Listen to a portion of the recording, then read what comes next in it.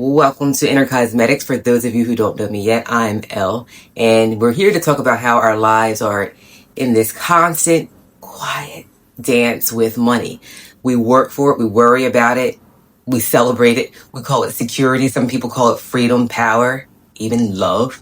But before money becomes paper, before it becomes numbers on a screen, before it becomes a coin we can even hold, there's vibration. And vibration brings life to the material, including money. So vibration, color, material. So there is consciousness choosing a costume, so to speak. So in this conversation today, I thought it would be fun to explore just a simple question, profound echo. Is the evolution of money from cash to crypto, is it mirroring our own ascension from the visible to the invisible, from the efforting to the allowance? So the color green is one of the topics in one of my other podcasts that I do a deep dive in, right?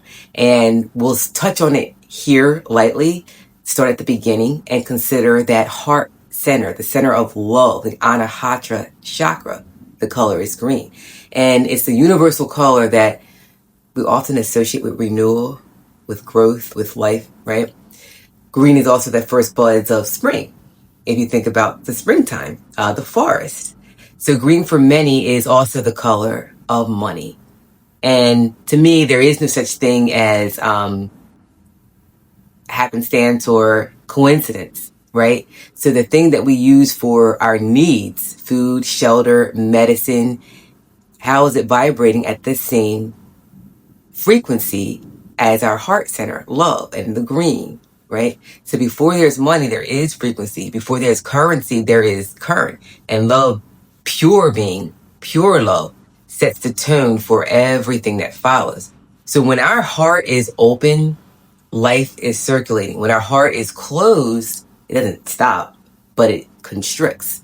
So money does seem to follow that same rhythm, circulation and constriction, giving and receiving. So we as spirit, we begin unseen.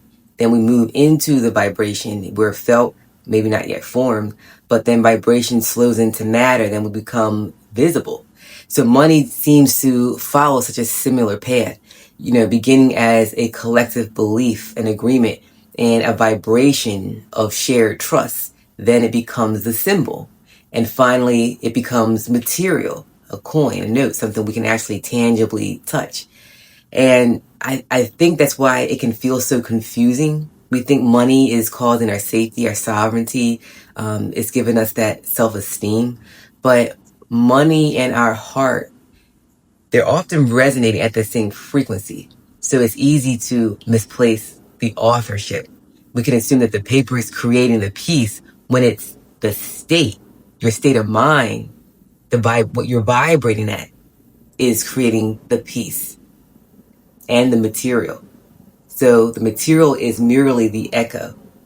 And it always boils down to that pendulum swing, right? So on one side of the pendulum is the masculine, their structure, pursuit, labor, sweating of the brow. But on the other side, it's the feminine, receptive, trust, magnetism, gracefully unfolding.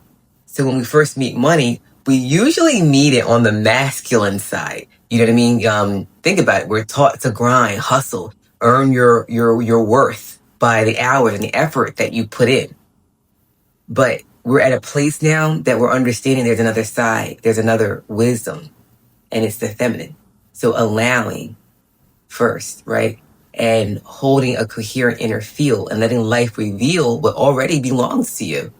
So both sides are holy, both sides are needed or validated.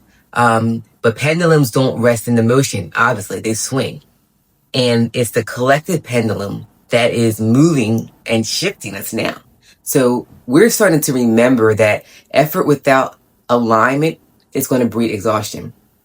And the new integration that we're here now is attune, and then you act, receive within, and then move without. So when we're talking the dissolving, the fiat and the rising of the digital, ultimately it's way larger than finance, in my opinion. When you have a lot of nations that are reconsidering the very fabric of exchange, it's like something archetypal is moving, right? I feel you're just learning to trust the unseen. We're learning to operate not just from matter, but from meaning. And so you can call it galactic if you like, but the shift is major. And we're beginning to realize that the most important galaxy is always going to be the one within you. The heart is the true mint, right? The heart is where the value is struck.